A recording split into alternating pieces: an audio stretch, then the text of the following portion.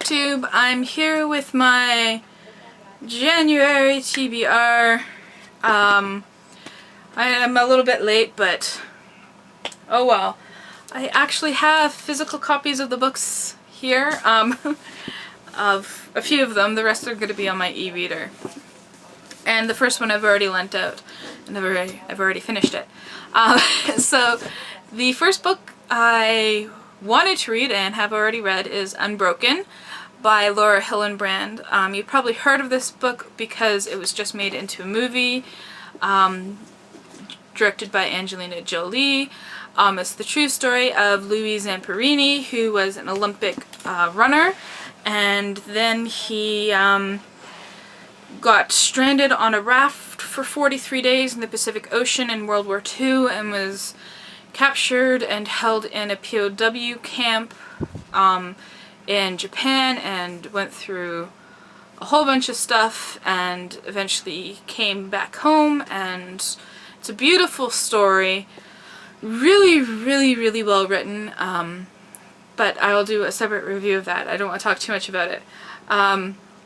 So that was a nonfiction read for my first book of January 2015. Gotta get used to saying that.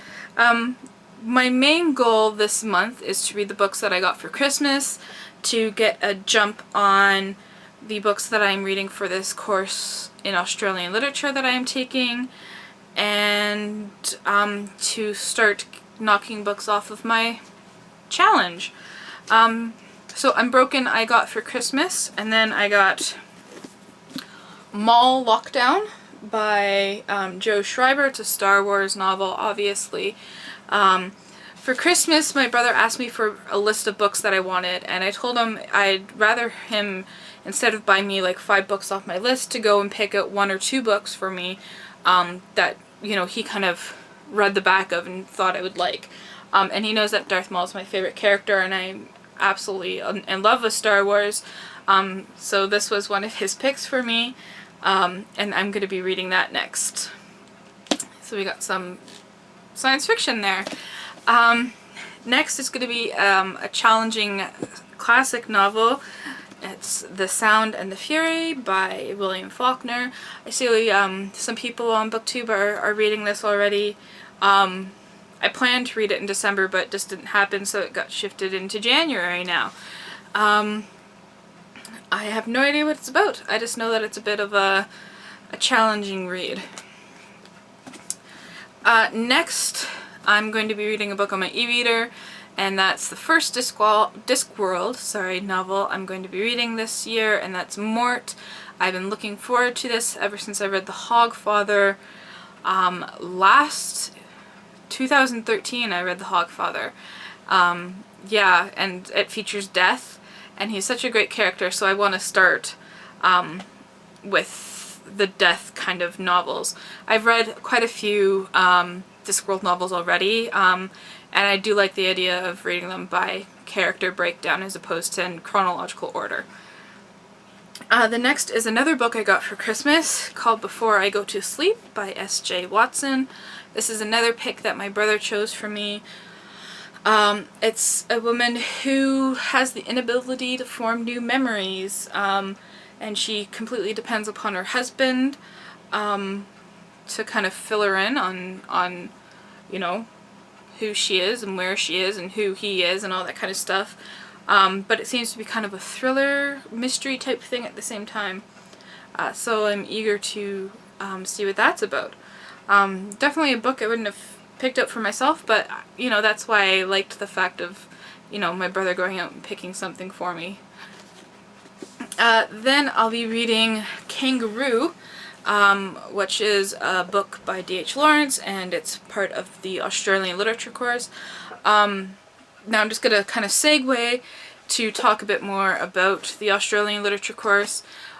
This course is offered through Coursera, which I have on an app on my phone, but you can do it through the web anyways. I'll put a link to the course down below. I think it's a 6-week course, and it's an actual course where they expect you to do homework and everything from a university with real professors, and you get a kind of certificate and a credit saying that you've done this course. and they said, you know, you don't have to read the full books, you can just kind of read excerpts. But my goal was to read and discover some Australian literature. So I picked out, I think, 9 of the Australian books that I wanted to read in full, and that includes Kangaroo. Then I'll be reading Stone Arabia, which is a book for my mom for Christmas, by Dana Spiotta. I have no idea what this book is about, but it seems to be about family, from the little blurb on the inside there.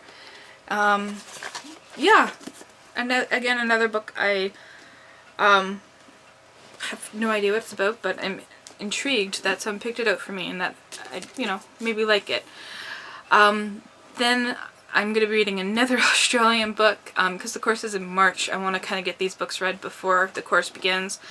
And it's called That Dead Man Dance, and I'm actually really looking forward to this book. It's by Kim Scott, and it's actually about European explorers clashing with Aboriginal in Australia. And I really enjoyed the Orenda, which is kind of along the same lines, so I'm looking forward to see it in an Australian environment instead. Then I'll be reading Except the Dying by Maureen Jennings. This is my Canadian book of the month. This is the first Murdoch mystery book. To be honest, I already made a bit of a dent into this book in December, but I put it down because I wanted to pick up Unbroken. So I will be getting back into this. Murdoch Mysteries is a book and it's a TV show, one of my all-time favorite TV shows, about cops in early 20th century Canada, pre-World War I. Yeah, it's really, really good. And then is the last Australian book of the month, and that's The Cardboard Crown by Martin Boyd.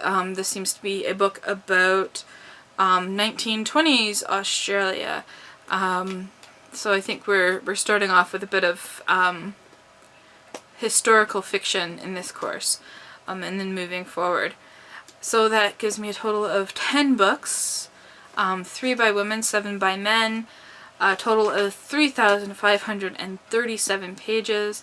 And I'm really looking forward to all of these books. I can't say there's one that I'm kind of meh about. They all really grab my attention. So tell me what you're reading in January, and remember to keep on reading.